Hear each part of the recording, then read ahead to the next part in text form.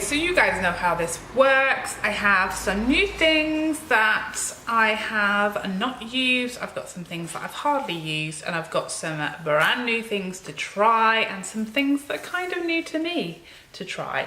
So I'm going to start off with the 39A Morphe palette, which I've just been obsessed with. As soon as I saw it, I was like, this is going to be the one, because I have no Morphe palettes. I've never tried a Morphe shadow. The only things I've got from Morphe are brushes. I've never had shadows from them before, and I've never really been drawn to their palettes. They're always so big, so many shades, so I've never really been kind of tempted to pick one up before until this one, because I just feel like everything in there is so usable. It's got such an amazing range of shades, and I love the really big pans as well in the middle for the transition. So I'm going to start off with the shade Canvas. I have, as you can see, hopefully, have stuck the shade name sheet into the lid.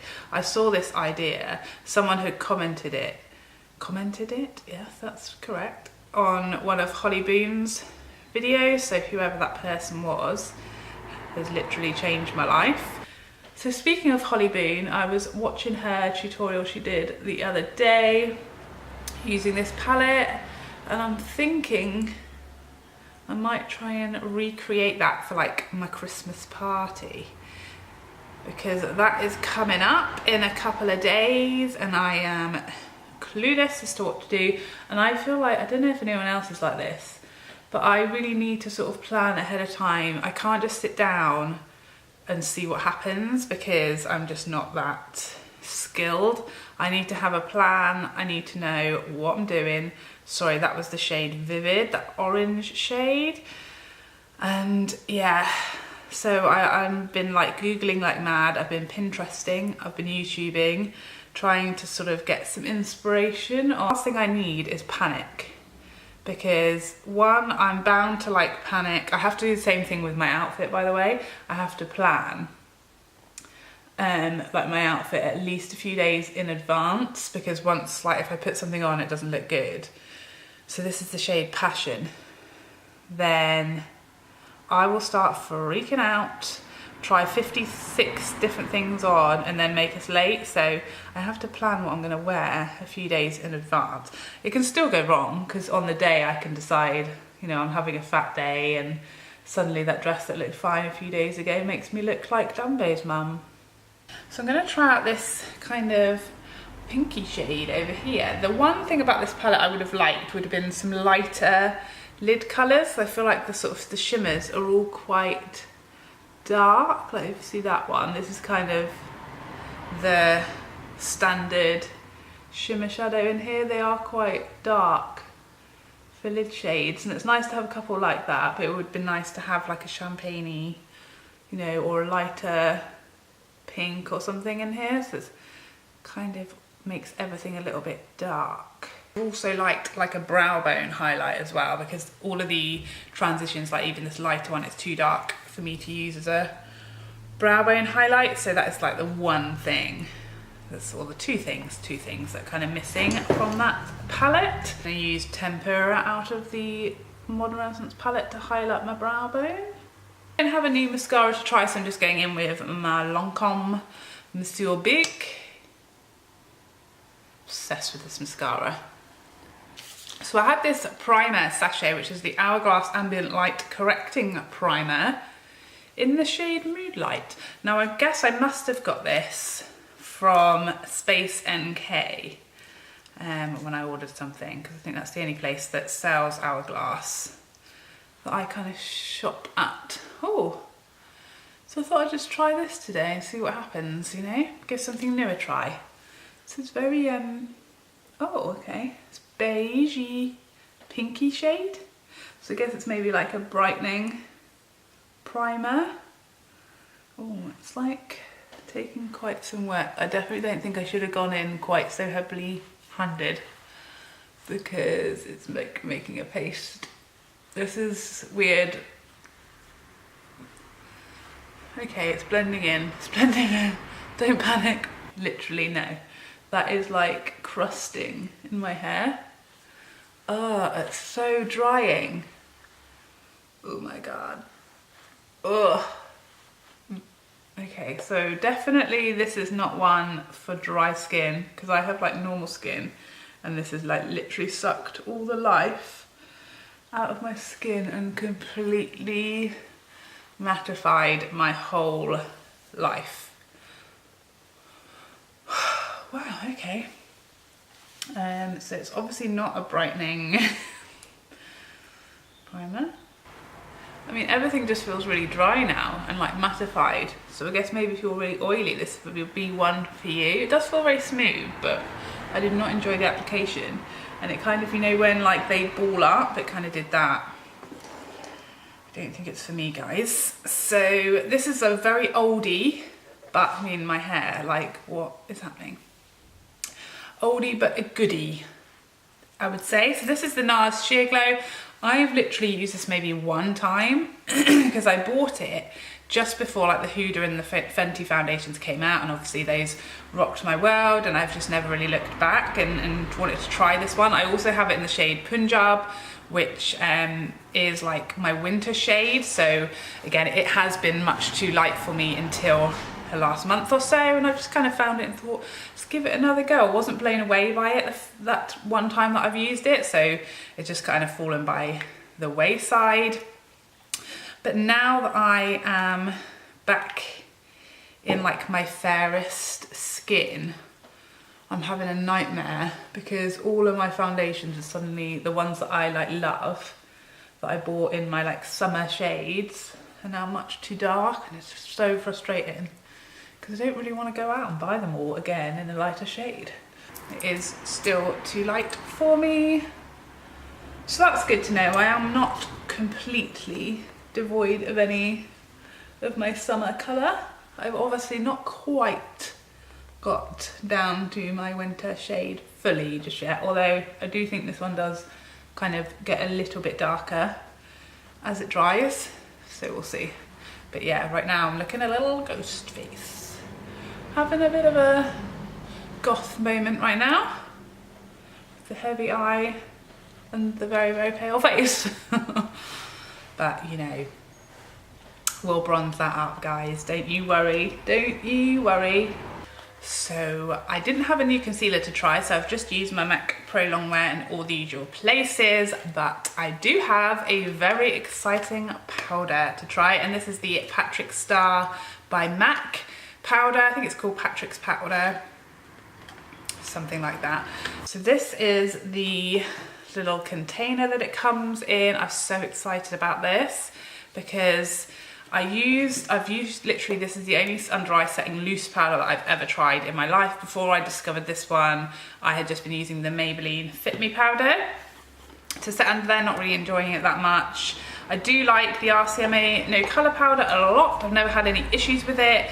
The slight things that I like would change about it if I could is that I do find like it feels heavy under the eye, and the packaging.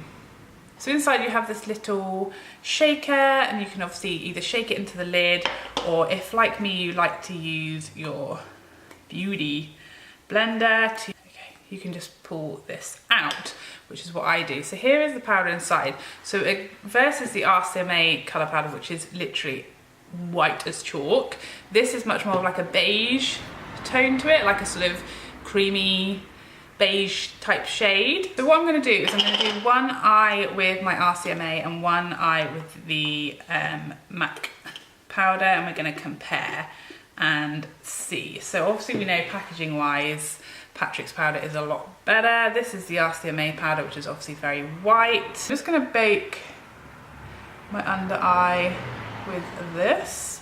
I'm not going to bake any everywhere else, just under my eyes, because I don't really like too much powder anywhere else. So I'm just going to use Patrick's powder in the other areas where I want some concealer. So as you can see with the RCMA, it's very, very white. I'm going to use the other side of my beauty blender in the MAC powder. It's weird, like I don't know why, but it doesn't pick up as much product. So that's interesting. I wonder why. You can see how much isn't sort of coming off. I'm gonna have to like build it up. I wonder if that's because it's like more finely milled, or what the reason is for that, that you have to, maybe it's just the shade, maybe it's just like not as sort of visible because the shade is a lot more sort of skin-like on my skin tone. You can see, although I've like gone in quite heavily and tried to like pack as much under there, it hardly looks like there's any there. I'm going to build that up quite a bit, and I'm just going to take what's left on the sponge and put it on my chin, on my upper lip. I'll set my smile lines, down the bridge of my nose, all the places where I basically put concealer. It does look a lot finer, I guess. This one's looking a lot dustier and a lot heavier. And obviously the shade, I really like how the shade, I feel like it's quite brightening, because it is just that sort of skin tone shade. Like, it looks just really natural. It just feels like nothing. While we're just letting that bake away, I am going to go in with my Charlotte Tilbury Filmstar Bronze and Glow, because I don't have a new bronzer to try, so I'm going to stick with my oldie but my goodie. So I'm going to dust the bake away now so we can see where we're at. So do feel like with the RCMA, when you dust it away, it doesn't completely go. Like, there is some sort of, I know it's called like a no colour powder, but it does seem to leave a bit of a whiteness to the skin. That was a lot easier to dust away, I have to say. Like, it's gone, and there's no, like, you can probably see this side has definitely got a bit of a white cast to it, whereas the matte powder literally looks like it's gone. Just using whatever's on the brush to dust over those other places I want to set. Give you a bit of a close-up look to my under eye. So obviously I have lines and stuff, so you can kind of see that. From here, it doesn't really look to be like much difference. Everything's kind of like settled in there, like, you know, any powder would. I don't think it's exaggerating the lines necessarily, either side worse than the other. But this side, to me, I'm not sure how it comes across on camera, it looks more natural. Kind of looks smoother in the whole under eye area. Just this side has still got, you know, like, looks a bit heavier, looks a bit whiter, and 100% the RCMA side feels heavier than the MAC side. Like, literally doesn't feel like I've got, you know, powder under here, or that I've had powder under here. It just literally feels like nothing, which is really nice. RCMA side does feel like tighter and heavier and more powdered, whereas literally feels like there's nothing on the MAC side. So I have really high hopes for this powder. Obviously need to give it a few more tries, but so far I really like it. Really like it. Yeah, I like it. Okay, so I don't have any new highlighters to try, so I've just gone back in and I've put some mascara on my lower lashes, and I've highlighted with the other half of my Charlotte Tilbury Bronze and Glow kit. And now for my most exciting personally item of the last few months probably, is this Mac by Jade Jagger blush. So I have the shade Moon Shimmer, and there's 2 blushes in the collection, plus like a like shimmering skin perfector, I think it's called. No, that's Becca. That's Becca. It's an extra dimension skin finish, I think. It looks like a bronzer, but I think it's actually a highlighter. But obviously, if you're fairy, you could use it as a bronzer. So this is the shade Moon Shimmer, which is like a swirled 2-colour blush. I mean, look at this packaging. It's gorgeous. It's really sort of classic kind of casing. So this is the blush inside. I was so drawn to this blush. I saw the like PR images, and there was 2 blushes. One was kind of a rose and a deeper bronze shade, and this was a lighter lighter brown with a peach swirled. Moon Shimmer, they're both mineralized blushes, so they are glowy, shimmery type blushes. I only saw swatches of the other blush, And I was desperate for this one because it said the word peach in it. I was like, that is for me. But I could not see, no one seemed to be swatching it, no one seemed to have it, everyone seemed to be talking about the other blush, so I literally completely blind ordered it. And when it arrived, I swatched it and I was like, oh my God, because I just had such high hopes, and it is so beautiful. Let me tell you, so it's quite dusty in the pan. Like when you put your brush in, you do get quite a lot of kickback, because I guess it is a mineralized blush, so that's kind of what you expect. But yeah, it's just this gorgeous, luminous, peachy brown shade. I was not disappointed. I knew it was going to be like one of my like holy grail blushes, and it is. So that's what I'm talking about. You can see just from where I've dabbed my brush in, probably you can see there's quite a bit of kickback there, but that doesn't bother me. And it is just one of those blushes that you can really like go ham with, which I love because I am so heavy-handed when it comes to like blush. Well, most things, but particularly blush. I'm really like can dab my brush in here and like pack it on without going overboard nuts, but it's just this beautiful peachy warm blush, which is just like foolproof. Even if you were like really fair skinned, you know, you couldn't really go wrong with this because it is so just inoffensive. It's so natural. It's beautiful how it sits on the skin. It blends really nicely, and it is literally like my dream shade. Just that lovely, gorgeous, soft, peachy brown, like heaven. It's a little bit similar to maybe Nars' Madly, and it's a little bit similar but less rosy to MAC's Warm Soul blush. This is literally immediately going to become my like everyday go-to blush because it is just my perfect shade. So I'm so glad I picked it up. I'm just going to resuscitate my poor lifeless face because I feel like that primer and the Nars foundation has just sucked all the life out of me. Thank God for Fix Plus. We are back. So now I've got a new Charlotte Tilbury lip combo. So I picked up the liner and lipstick combination. So this is the lip cheat liner in Pink Venus and the lipstick in Bitch.